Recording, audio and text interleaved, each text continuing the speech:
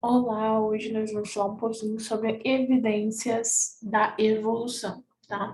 A gente sabe que tem a teoria da evolução, né, o evolucionismo, antes era bem enfatizado a teoria do criacionismo, uma teoria mais baseada na questão teológica, na questão religiosa, mas após as descobertas aí de Lamarck, né, que foi o precursor, depois Darwin, né, que é realmente considerado o pai da evolução, foi de fato concatenando essas ideias sobre a evolução de todos os seres, né? Mas para eles chegarem a certas conclusões, tinham que ter certas evidências dessa evolução, não é? A de Lamarck, né, com a lei do desuso, a lei das características hereditárias, apesar de ser defasada, né, em muitos aspectos, principalmente nas questões de hereditariedade dessas características adquiridas em decorrência desse uso e desse desuso, né, que está sendo resgatada recentemente devido à questão aí da epigenética e tal, mas e da plasticidade do ambiente, né, adaptativa, e ainda vem sendo bastante é, contundente aí em detrimento de Darwin, né, que ele criou aí, descobriu a lei da seleção natural, da questão da seleção natural, dos mais aptos, né, ambiente que sobrevive, e também as leis, né, do neodarwinismo, que foram as leis de neodarwinistas, após o descobrimento da genética, né, de Mendel. Então, ao saber disso, né, da seleção natural e a propagação dessas características, é, são, em tese, assim, mais resistentes, né, as que restaram aí que o ambiente conseguiu podar aí, filtrar. Então, nós temos as de Darwin, tanto a de Darwin como a de Lamarck, e também, posteriormente, as teorias neodarwinistas. Mas, para isso tudo, nós temos as evidências da evolução. Então, quais são as evidências evolutivas que nós temos, né? Nós temos os fósseis, né? Os fósseis são um tipo de evidência de fósseis em muitos animais que sofreram extinção e são elos, né, perdidos aí na árvore evolutiva. E essas lacunas que há nessas árvores, né, nesse cladograma e tal, ele pode ser inserido aí com esses fósseis, essas descobertas desses animais, essas plantas que foram extintas, mas tem muitos fósseis desses seres, né? Os fósseis dos dinossauros são os mais conhecidos, né? Entre nós, justamente porque eles foram extintos e nós sabemos que eles estão ali em meados ali no, no parentesco com as aves e tal. Então é muito interessante estudar toda essa trajetória, a paleontologia, né, por trás desses fósseis. A bioquímica e a genética também é um tipo de evidência evolutiva, justamente porque a genética evolutiva estuda essa questão, né? A genética evolutiva, ela estuda como a plasticidade ambiental, a mudança genética, ela vai desencadear aí um fenótipo, um determinado fenótipo, e o ambiente vai ver ali, vai moderar se aquele fenótipo ele é adequado para o ambiente. Caso não, ele pode ser eliminado. E também temos algumas evidências embriológicas, né? A biologia, desenvolvimento, também estuda essa questão, né, do seu estado aí mais prematuro. Muitos se parecem, né? Todos os seres parecem, são muito parecidos. E ao passar do tempo, tem características que são incomuns entre eles, né? Nós temos também a embriologia, biologia do desenvolvimento, né, das fases da embriologia. Nós temos a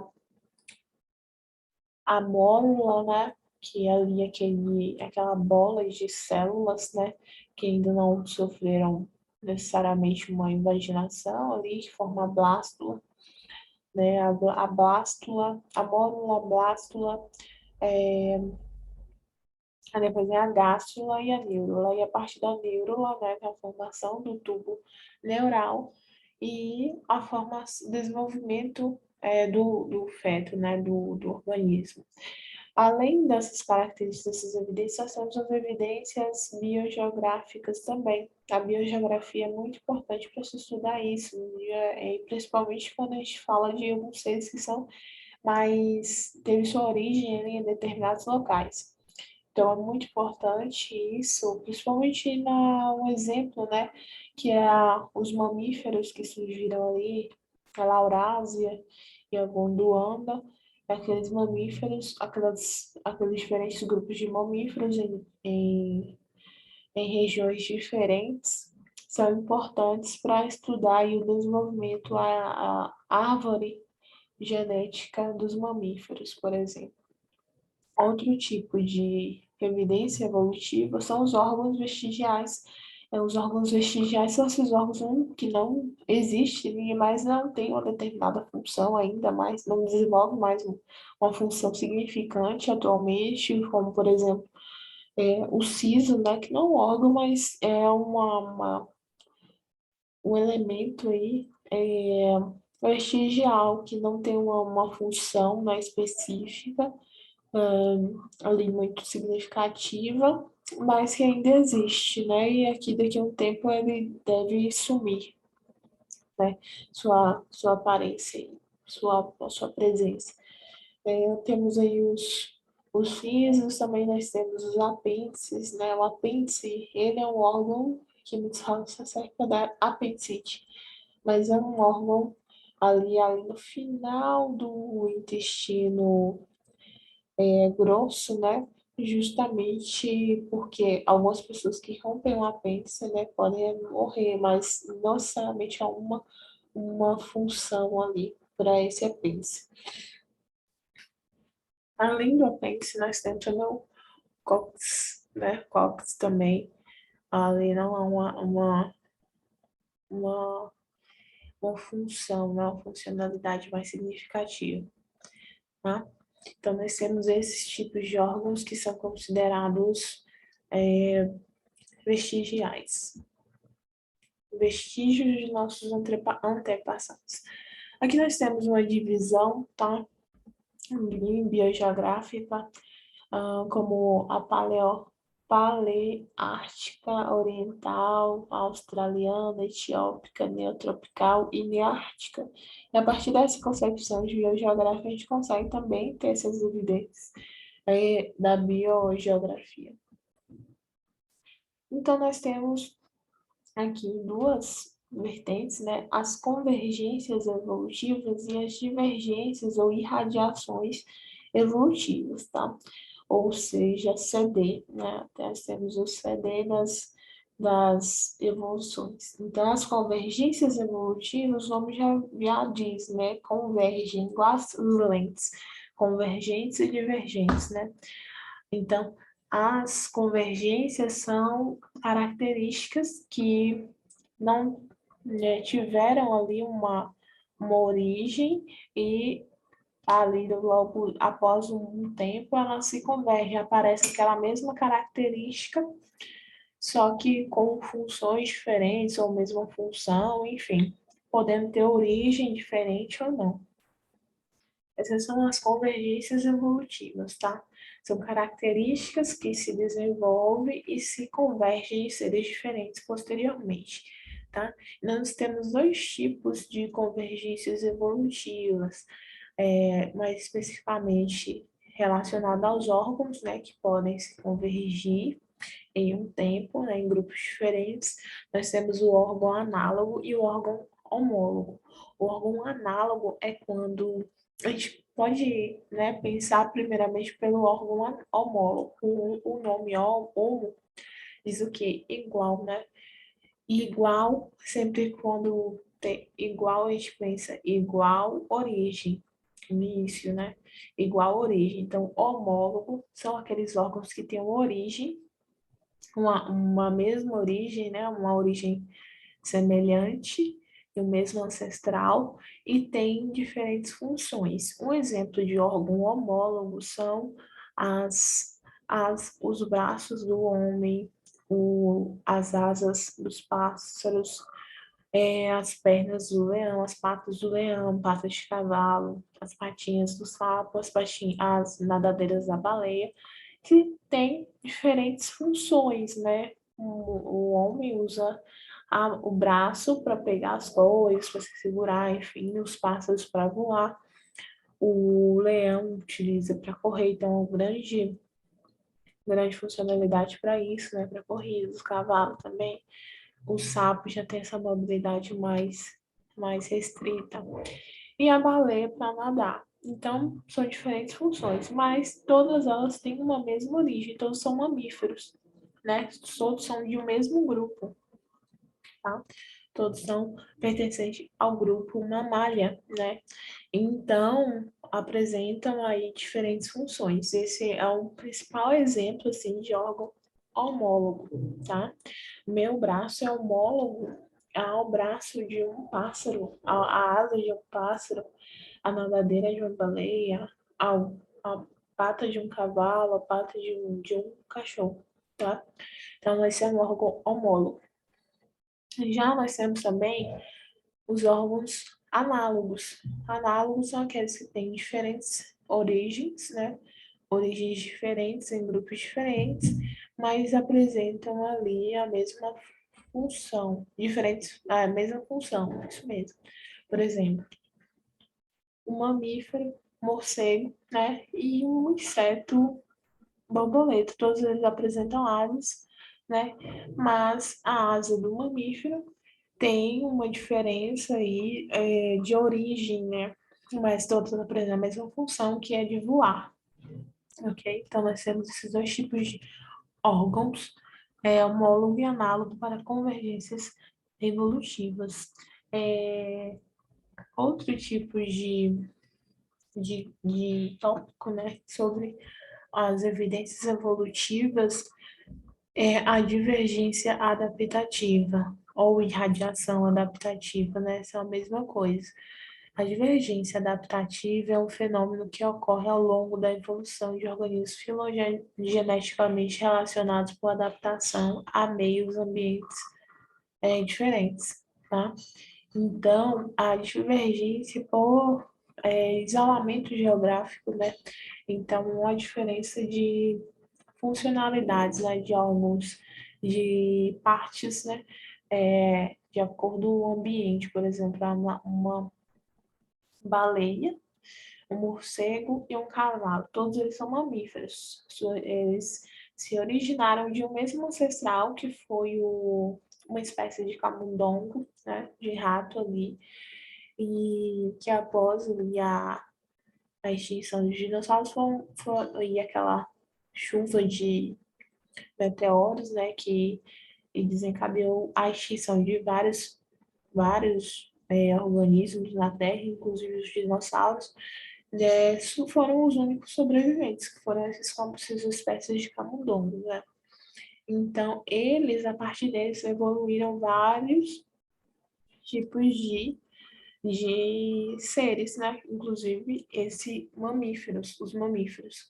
E os mamíferos têm uma diversidade de mamíferos. Tem um mamífero do ambiente aéreo, tem um mamífero do ambiente aquático e tem um mamífero do ambiente terrestre, né? Que são os cavalos, as baleias, os golfinhos e os mamíferos. Eles têm diferentes funcionalidades de acordo com a adaptação do meio ambiente, né? Por isso nós temos aqui a divergência adaptativa, ou também chamada irradiação adaptativa, que é o mesmo exemplo, tá? Do camundongozinho, que irradia vários mamíferos, tá? Inclusive o homem. Então, aí a pressão seletiva. A pressão seletiva é um termo designado para relacionar o papel do meio ambiente na seleção dos genes de uma população. Então, a pressão seletiva que vai fazer essa seleção natural, tá? Vamos para as questões. É comum que os livros e os meios de comunicação representem a evolução do Homo sapiens a partir de uma sucessão progressiva de espécies, como na figura. Coloca-se na extrema esquerda da figura as espécies mais antigas, indivíduos curvados, com braços longos e face simiesca, né? Completa-se a figura, adicionando sempre à direita as espécies mais recentes, os Australopithecus, quase que totalmente eretos, os Neandertais, e finaliza-se com o homem moderno. Essa representação é inadequada, né? Haja vista que, vamos ver as alternativas, a gente pode já ver que é inadequada. Por quê? Letra C. Algumas espécies representadas na figura estão extintas e não deixaram descendentes. A evolução do homem seria melhor representada inserindo-se lacunas entre uma espécie e outra, mantendo-se a figura apenas as espécies ainda existentes. Bora D. Algumas das espécies representadas na figura podem não ser ancestrais das espécies seguintes. Das espécies seguintes. Cadê? A evolução do homem seria melhor representada como galhos de um ramo, com cada uma das espécies ocupando a extremidade de cada um dos galhos. Letra E. As espécies representadas na figura foram espécies contemporâneas e, portanto, não deveriam ser representadas em fila. Quando o homem seria melhor representada com as espécies colocadas lado a lado. Não, acho que a letra D, acho que é a mais, aqui representa mais essa inadequadez, né? Que seria mais bem representada em clados.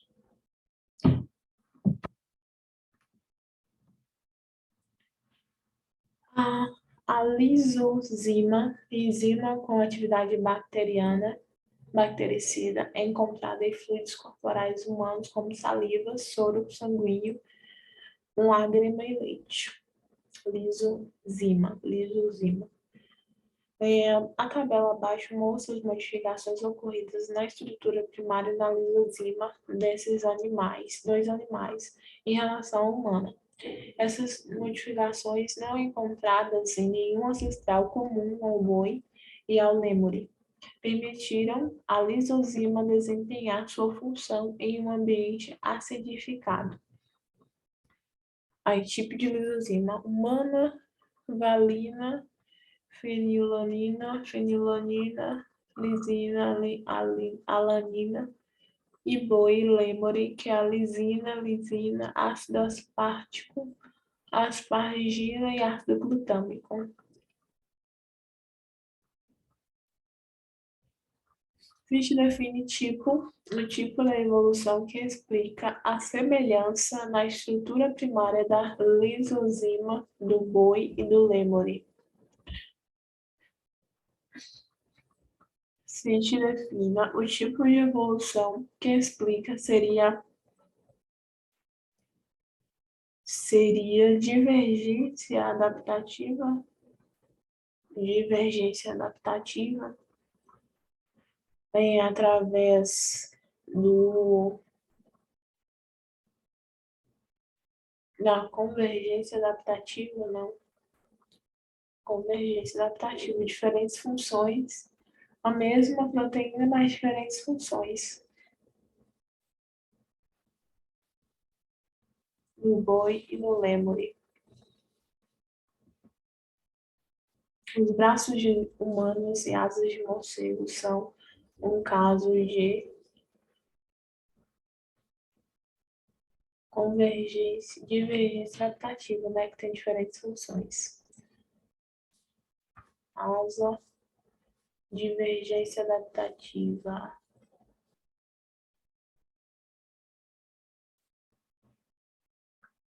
Ou convergência adaptativa evolutiva? Convergência evolutiva. Convergência evolutiva, exatamente. Do tipo homólogo. Pense nos conceitos convergência evolutiva, espécies, é a opção C.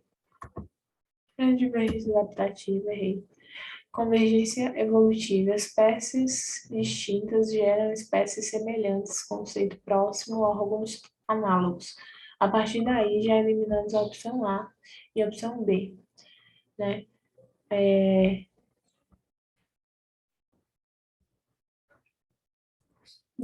Convergência, né? E é só pensar em sua adaptação, eles tiveram uma divergência, ou seja, o órgão que é homólogo se adaptou a diferentes formas morcego. Então, divergente é a função morcego. Portanto, a única opção viável seria a letra C, divergência.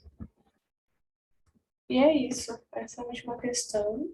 Muito obrigada e até a próxima.